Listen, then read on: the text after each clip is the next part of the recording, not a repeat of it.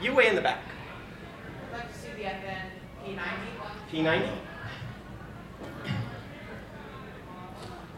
The Fabrique Nationale P90, or literally Project 90, came out in the 1990s, although no one really knew about it until the early 2000s, although it was in use with the Belgian Special Forces by then.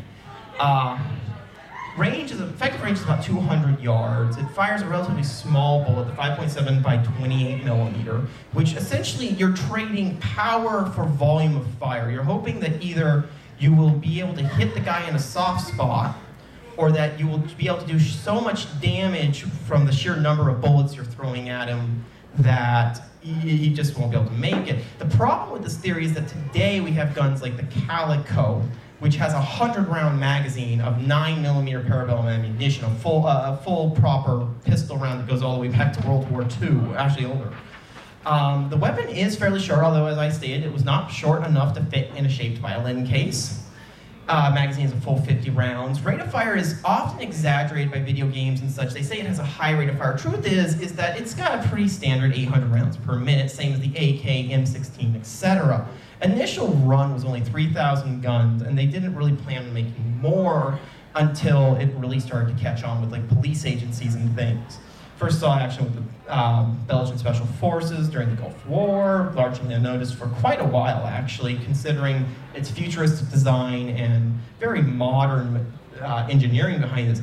Because of the small round and the fact that the barrel is actually perfectly in line with the stock, the weapon is very easy to control and has very little recoil. In fact, you can find plenty of videos of guys holding these things one-handed, firing them at targets 100 to 150 yards away and hitting target every time.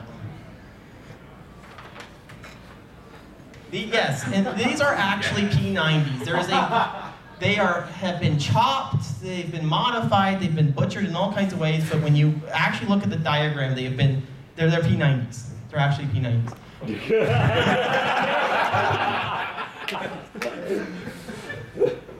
I don't think that needs explanation. Of course, Henrietta. Yeah. The P90 magazine's a little strange because the bullets actually have to be rotated 90 degrees to line up with the barrel. They're held horizontally to the weapon prior to being loaded.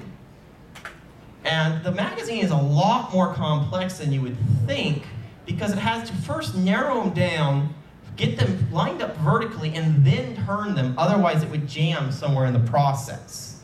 So while it's a very innovative and fairly novel solution, there might be a few problems with it. I haven't heard anything, so I'm just going to say it's reliable, but I wouldn't want to try this with just any bullet.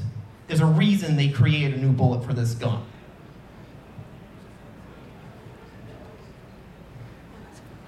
I just want to add, the P90 was actually featured in GoldenEye for the 64, if you remember. It was called the RC P90. Yeah, I remember that. Just a little random fact for you. Well, I was going to say, if you've ever played the Time Splitter games, it and variations off it are featured in almost every one of them. Yeah.